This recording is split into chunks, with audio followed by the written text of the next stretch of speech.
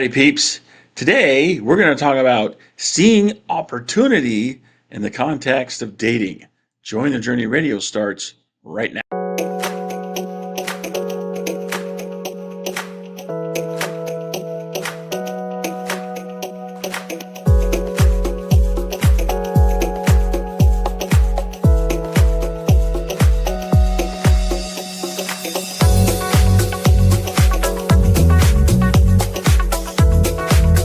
Welcome to the infusion of positive energy into the lives of single Latter-day Saints everywhere.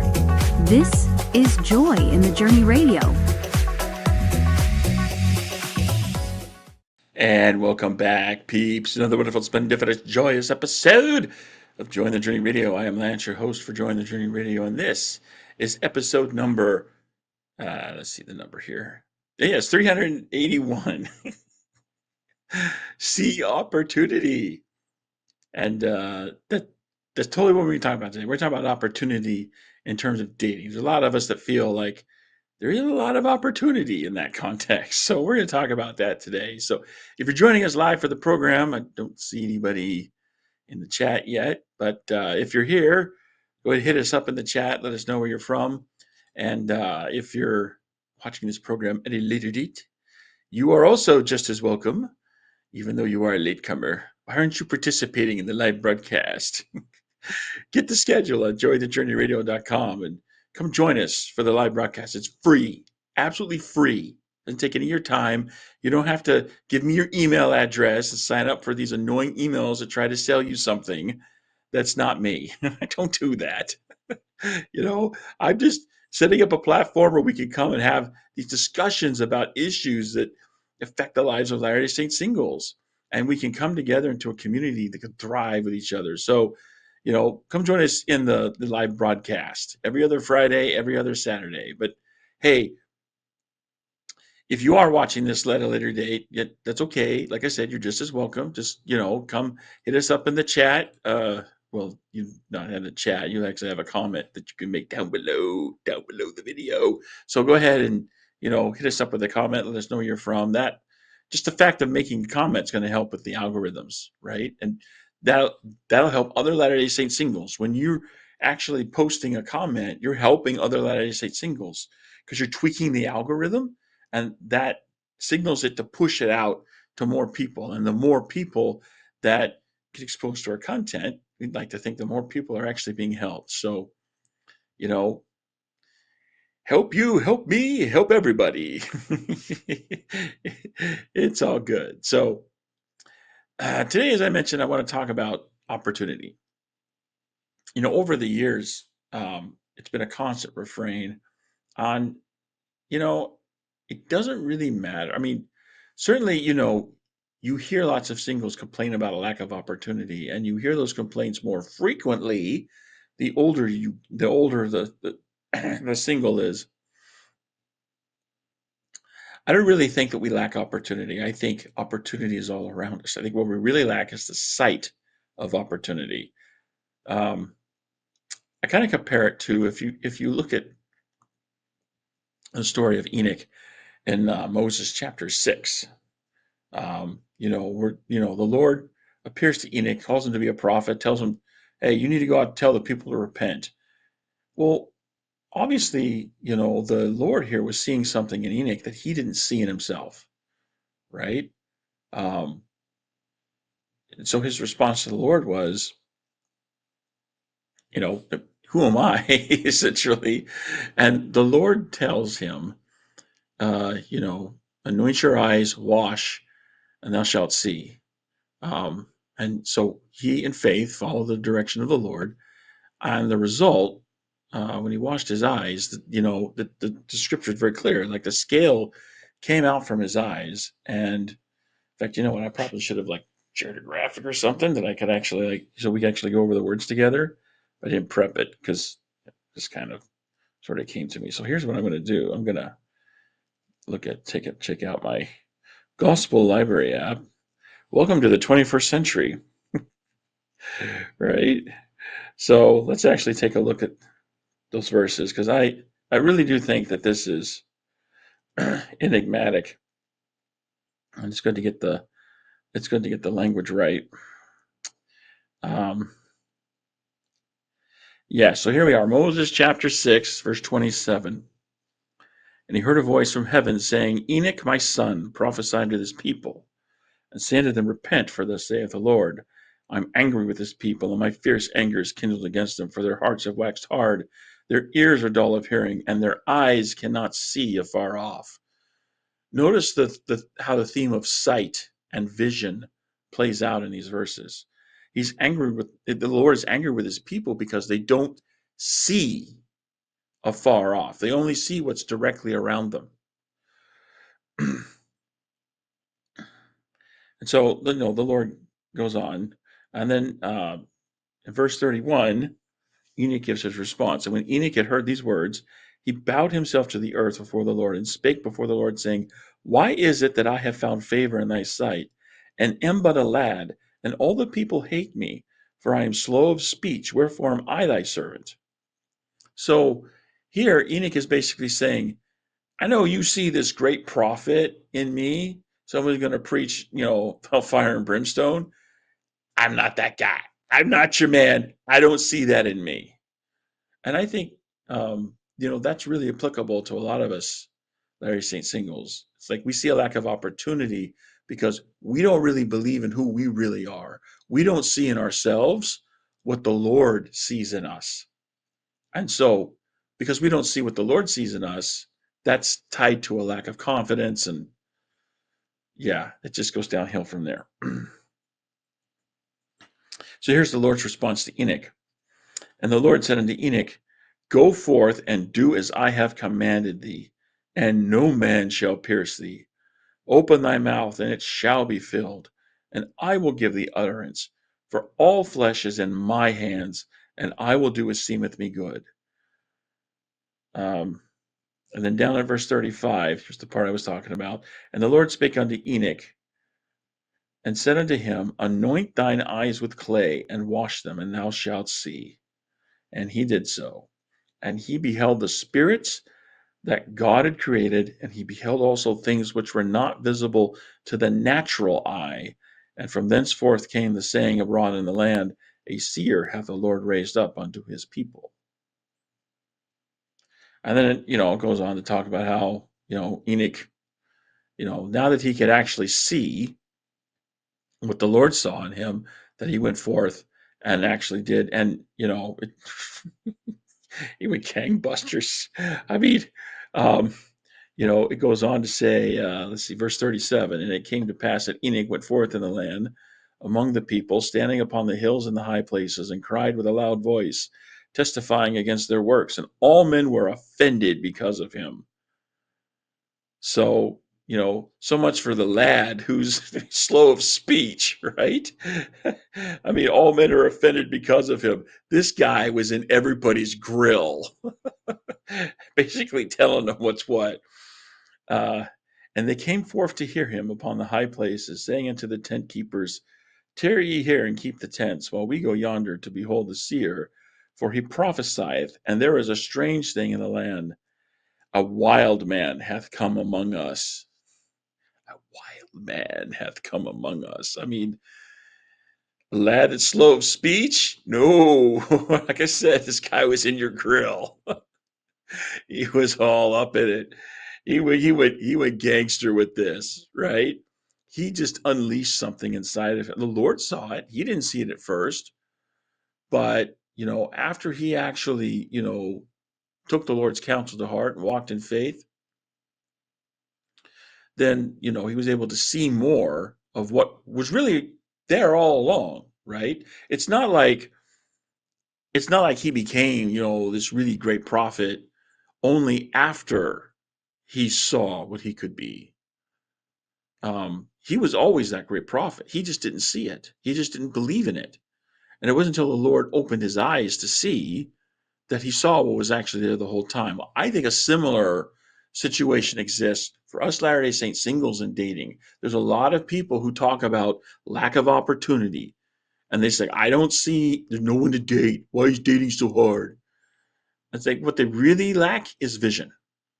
They're not lacking opportunity. What they really lack is vision, right? Now, it may be that, a righteous, a temple worthy marriage companion is not physically in your backyard, but that's just, that goes to show more, not so much the lack of opportunity, but the lack of your vision, that you're only looking in your own backyard. I think many of us need to expand what we do and how we go about doing it. And it all comes back to how we define opportunity. I think this is the biggest blinder for LDS singles. What is it that prevents LDS singles from seeing the opportunity that really is all around them? It's how they define opportunity, right? So there are many ways in which we can limit our definition of opportunity. So, and I want to talk today about 4 specific areas.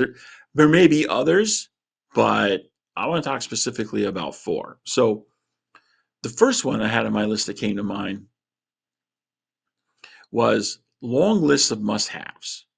Deal breakers in a relationship. It's like, well, first of all, many of us don't even consider talking to someone that we're not even interested in dating. And that, wow, I mean, talk about skipping over the friendship stage of our dating journey. I mean, um, and what an effective way to debase and demean and demoralize the value of just being friends, right? I mean, whatever happened to something growing organically out of a foundation of friendship? That it seems like everyone wants to just jump into the end, put the cart before the horse. Well, you don't go very far when the horse is behind the cart. The horse has to be in front of the cart, right, to pull you along. So, because the horse doesn't do too well with the push, right? So, these long lists of must-haves that some people have, what you're doing is you're limiting your definition of success. You're lowering the probability that you'll achieve success. I mean, we've talked about that here on the program, how we need to think more probabilistically when we're making this list of must-haves. And again, I'm not saying that you shouldn't have a list of deal breakers. That's not what I'm saying. I have a list of deal breakers, right? But it's really, really short because, as we've talked about here on the program, I recognize that every individual item I put on that list limits the probability that I'm going to be successful. Every item I add lowers that probability of success. So the way to increase the probability of success and increase, your opportunity to see more of the opportunity that's actually all around you is to consider, well, there's a lot of people that we don't even consider offering us that opportunity, but we're making a quick judgment on people without even really getting to know who they are and what they're all about. And sometimes, even after that, it may turn out to be that this is something that maybe worth looking at, but we don't see it as an opportunity because we've got this long list, and you got to have every item on the list in order to proceed. And it's just it bungs up the whole process, right? So typically, people who have long list of must-haves, they end up staying single because that just makes sense, right? You're going to stay single longer because the probability you're actually going to find somebody who checks off all the items on that long list you got, really low, really low. So, think good and hard about what you put on that list. Um, Again, I'm not saying don't have a list of deal breakers. There are some things that and everyone's list is going to be a little different, right? It's okay to have something individualized. But what I'm saying is you want to make sure that list of must-haves are the things that are absolutely essential. There's a lot of people that put items on a must-have list that really, in the grand scheme of things, are not that essential, right? And what's motivating them to make these long lists is the natural mindset. I've long said that the vast majority of Latter-day Saint singles have their dating decisions driven by the natural man or the natural woman. And so, when you have these long lists of must-haves, because of course the natural man or the natural woman wants it all, right? Doesn't want to compromise with anything. So that actually brings me into the second item on my list of how we limit our definitions of opportunity, right? It's the natural mindset, right?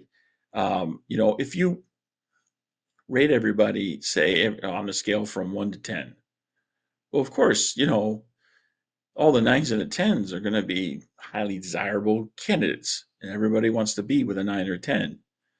Um, but the natural mindset is insistent on having that alpha male or that swimsuit model. It won't compromise with anything else. And as we've talked before on this program, the covenant man and the covenant woman don't prioritize the things of this life. They prioritize the things of eternity. And um, it's not that you can't have preferences. I'm sure everyone would prefer to be with an alpha male or a swimsuit model, um, but they don't prioritize it. They don't insist on having it. It's not like a deal breaker. Um, that natural mindset also, um, especially for women, has this desire to want to date up, right? So, um, if you're say like a 6, you're not going to want to date a 5, because that's dating down. That's actually a downgrade. Um, and that's the viewpoint of the natural mindset. Okay, but again, getting back to this experience that Enoch had with the Lord when he's called to be a prophet, he didn't see everything the Lord saw. Right, the natural man and the natural woman, they're only looking at they look at someone's rating. If you're rating on just from a scale of 1 to 10, they're only looking at somebody's rating and thinking that's the some end of it. So whatever rating you have right now at this moment in time, that's it, right? It's just one moment in time. Whereas the Lord sees everything, past, present, and future, all at once. He sees the potential that people can achieve. So he's seeing everyone is really off the scales when you look at it in the eternal standpoint. But by having the natural mindset instead of the covenant mindset, we tend to overemphasize, how people are right now at this one moment in time. And that limits our definition of opportunity, and therefore what we're willing to accept as far as, a dating situation goes. So, I know a lot of us, we like to think that we're not so um, crass and vulgar and um, really all about this life. And yet I look at the actions of people, and their actions tell me what they really believe. Show me, how you spend your time and your money. Give me your calendar and your checkbook, and I'll show you, what your priorities are. And it's very clear, to me anyway, that, using that measuring stick, there's a lot of Latter-day Saint singles who, are allowing the natural man or the natural woman to drive their dating decisions. It's very clear. So, I know this is a lifetime prospect, right? But conquering the natural man or the natural woman is a way to open up how we change our definition of opportunity, and um, you know that can help us to see more opportunity that's really all around us. There are opportunities, but we just don't consider them opportunities because of the natural mindset, or we have a long list of must-haves. Or third item on my list, location. Right? It's really common for us to think about what is immediately around us and think that the only options we have available are in our backyard. It's very common to hear this complaint that, well, I'm living in a state where there aren't very many members, and, there's so few of us that are single, and, and it's just, I'm looking around and just don't see anybody. And, Um, I want you to step back and think about this experience that I just shared with you when Enoch was called by the Lord to be a prophet. Because the Lord saw something in him that was there, but he didn't see it, right? So I want you to think to yourself, when you look around and you don't see anyone in your physical location that you think of as an opportunity, I want you to remember what you see is not all there is to see. The world is a much bigger place than your backyard. And there are all sorts of opportunities out there. And the trick is learning how to access those opportunities. Okay. But many of us don't even think that far. I mean, we get so caught up in the idea of that, you know, if someone's not in my backyard that I could date, then I don't have any opportunity, right? It's like, well, maybe you need to get creative about how you approach this. Maybe you need to look for alternative ways of meeting people. This again goes back to something I've long said on the program. I'm talking about a personal ministry, right? When you have a personal ministry, like, you know, your effort makes a unique contribution to the world that helps the world become a little better place. And you know, when you put your focus there, right, eventually the Lord actually matches you up with what you need. Um, and you know, when you're ready to receive that, it typically comes, right? I mean, the Lord's not trying to tease us, you know, dangle a carrot out in front of us and saying, "Ooh, looky here, here's a little carrot." You know, it's just, you know, he's not playing with us. You know, he's got the carrot, he wants to give it to us. But we need to be in a state that's ready to receive it. And so, you know, that's where the personal ministry comes in. Focus on the personal ministry, focus on being outwardly focused. And, you know, this is, you know, part of why, you know, I keep talking about all these different things and limit our definition of opportunity. Notice how they're all inwardly focused, right? The long list of must haves is focused on what you have to have. The natural mindset is always focused on self. When we think about, you know, limiting opportunity in terms of location and thinking that all the options available are what's immediately around us. See, the focus is centered on us, ourselves, right? You need to turn that around and focus more outwardly. And I think um, when we take that focus outwardly, focus it on helping other people become, you know, live better lives, you know, have less pain in their life, help them in some way, make the world a better place. We put that focus there. Then I think we're showing the Lord that we're putting ourselves in a state where we can give us that carrot and we're ready to receive it. Okay, but if we're just focused on, you know, what's immediately around us, we're not seeing all that there is to see, right? So this is this is one area where I think singles conferences actually do some good, right? Because they bring people together and let you see that what's in your backyard is not all there is to see. So there is that. And then, you know, the fourth thing I wanted to talk about that limits our definition of opportunity are the assumptions that we make. We talk a lot on this program about, um, you know, changing the way that you think. And I firmly do believe that half the problems we have as Latter-day Saint singles are due to the way that we think. And that when we, you know, adopt more effective habits of thinking, you know, half our problems go away. Boom, just like that. Because half our problems are the results of faulty thinking. Well, all of our thinking is ensconced in habits that are formed on the foundation of assumptions.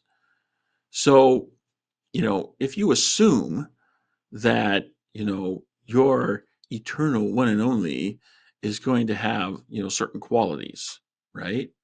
Like, you know, one item that I see a lot of women have on their list of must haves is that they want a man that's at least 6 foot tall.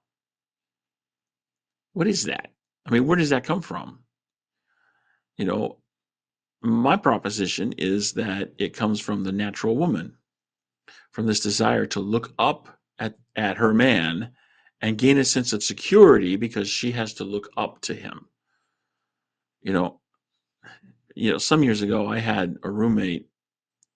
He was a really good guy, organic chemist by trade, somewhat introverted, but he was a good guy. But he was single, and he was perpetually single.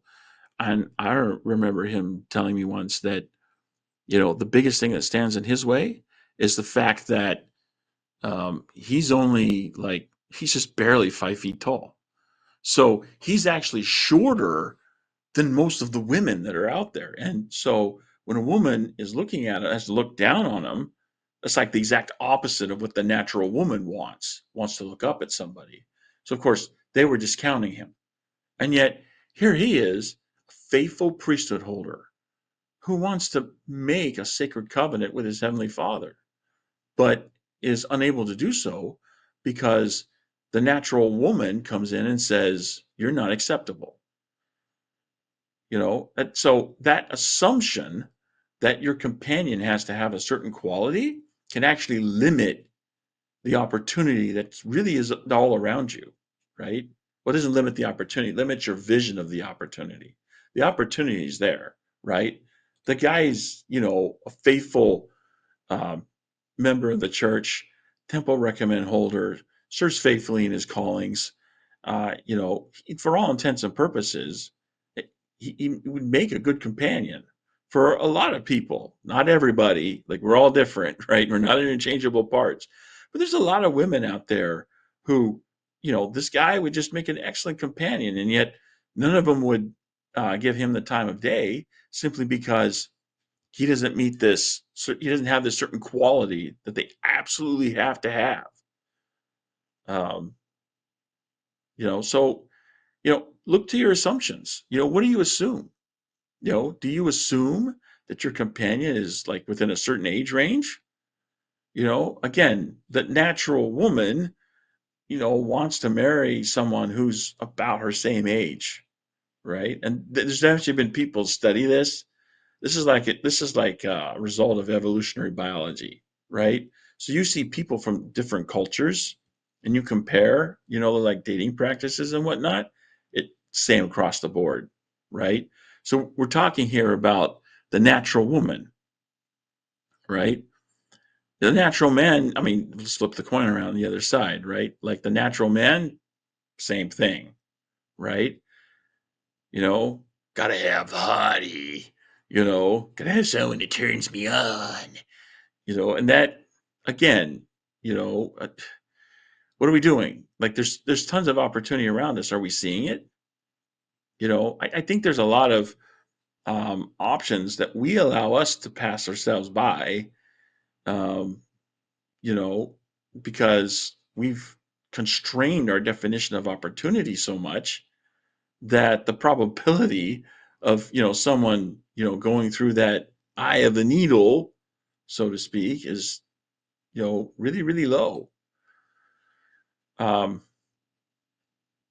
we also make the assumption, many of us do, that needs, as we're looking for somebody who has like a certain job or profession. I know this is definitely true, like the natural woman, right?